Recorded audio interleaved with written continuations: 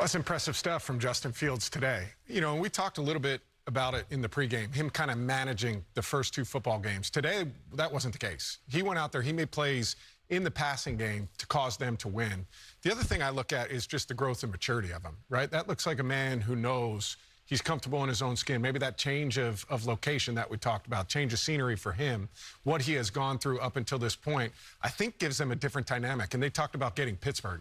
It looks like some of those Pittsburgh teams you were part of with Slash kind of out there running around and making plays with his legs. But it was impressive to me, the offense. But the defense, Pittsburgh's defense going against this Chargers offense, they played lights out. Yeah, it's that old school Pittsburgh style when you play good defense and then you put a couple points up on the board. But like you said, Justin Fields wasn't just playing good enough to win a game with their defense. He was playing very good football today. He was playing like a guy who doesn't want to let that starting position go, and it certainly looks like he might not moving forward. Yeah, and when you look at the numbers, 25 for 32, 245 yards, 1 TD, 1 interception. I'm not going to beat down a quarterback if he makes a mistake. I'd rather him play loose and make a mistake if it happens during the game. But we came out at halftime, we talked about the rushing attack, and it was a handful of rushing yards for each rusher. And we said he has to have a run game in order to open up the pass game. And they finished with over 100 yards, which means they got the running game going. We saw Najee Harris get going, Cordell Patterson, who we love making plays. And that allowed Justin Fields to see the field a little bit better, defense to actually back up and create space. And that's when we saw Austin cut across the middle and then take it to the house. I mean, this is going to be a tough team to beat. One, if Justin Fields keeps playing with this confidence, and two, they can run the ball convincingly every week. You know, you always talk about complementary football. Sometimes you need complementary play callers. You know, I just think in the past, this offense has not had an identity. They've always had a defense. What you have right now with Arthur Smith is an offense that's got an identity, and also an offense that's all of a sudden starting to feel itself and growing week to week. There's a newness to us. Kirk Cousins said this right after the game when they came back and beat the Philadelphia Eagles. Guys, there's a newness to this offense. I'm trying to feel out the idiosyncrasies of this thing.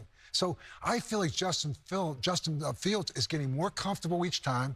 They're giving a little bit more. The ball's going down the field, and they're complimentary playing with that defense and the running game. You know what, Coach? You make a good point, because we came into the season not knowing who the quarterback was going to be. And after week one, you had everybody whispering, including Steelers fans, saying, who is this offense? What are they going to be? What's their identity?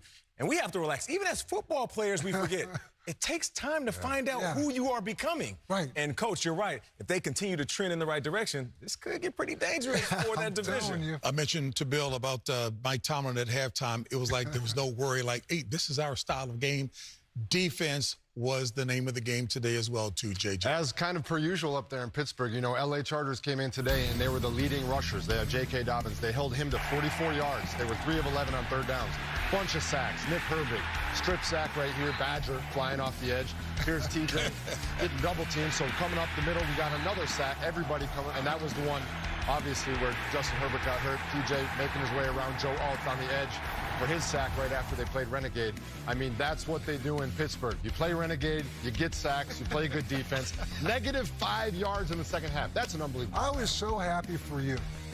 Because, you know, you got into his space before the game. And I was concerned that he would never let you back into that space again. Me too. But, yeah, I know. But he had a good game. He had a good game. Defense played well. He got a sack, so I'm good. I'm happy. Take a look at this graphic, Nate. Oh, okay. Through 107 career games, we have our guy, J.J. Watt, at 94. TJ, the little big bro, 99.5.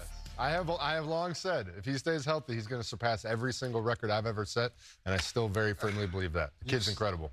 You were pretty incredible yourself. No question about it, no doubt. You actually you were not incredible. You were kind of a pain in the ass. I should stop talking so nice about him. He was a little bit of a pain in the ass to me in the interview before. So hey, but you know what? I haven't seen him run any routes and catch any touchdowns. Hey. I mean, not everybody knows how hard that is. That's right. Go ahead, Matt. I think Arthur Smith has that in the plans coming down. He loves nothing more than to get the big fellas involved. But to me, it's the depth of the defense too, right? You mentioned Herbig coming off the other edge, right? You've got 3, 4, 5 different pass rushers who can get home, and they don't have to blitz all that much, right? They can get home with 4. So as a defensive coordinator, that's That's kind of the holy grail of defense, right? Rush 4, get after the passer, and be able to stuff the run game with 4. Yeah. And I thought I had a lot of records on Mike, and I thought one of the records I had was the fastest game. 2000. I saw 2005. We played the Titans. We won 34-7. The game took 2 hours and 35 minutes. This game today was 2 hours and 33 minutes. So, Mike, kudos. They're on their way to Permane brothers real quick out the door.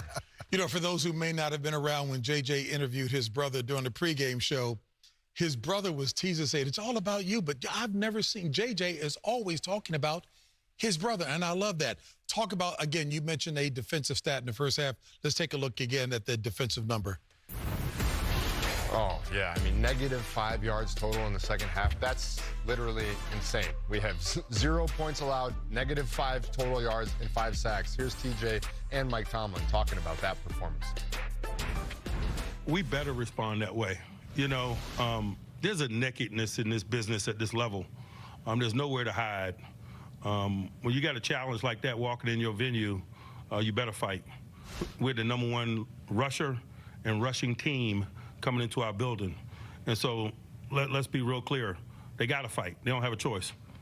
This week was 2 trains on the track. I mean, 2 top defenses coming in. We know they love to run the ball. We love stopping the run. And haven't looked at the film yet, but it seems like we outperformed today. But that's a hell of a football team, and it means nothing if we don't get back in the lab and learn from all this and keep going. You know, we tease about Matt also coaching the flag football. There's no comments like those of Mike Tomlin. Yeah, I'm going to go back to my flag team and tell them there's a nakedness out there in the flag football league, right? There's nowhere to hide. You've got to go out there and perform. But to me, what's cool is the players are buying in, right? And they have for a long time with Mike T. But you hear TJ's comments afterwards, right? About, you know, getting that train, getting back to work, going and figuring it out moving forward. These guys are not happy with what they've done.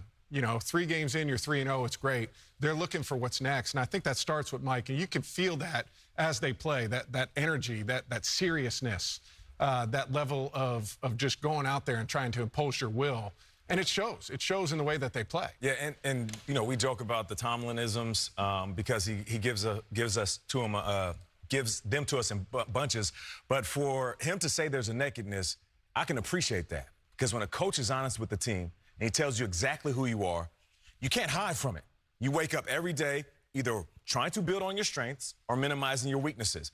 And the best thing about knowing your weaknesses is that you walk into a game understanding your opponent knows them as well, and they're ready to expose them. So it's either you go out there, get the win, or you get embarrassed on national TV. And you know who you are. You know who you are. You know what your identity is. You know what you're all about.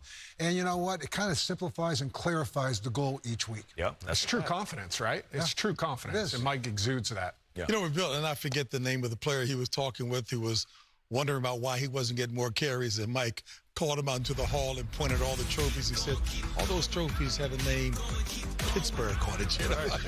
That's what it takes.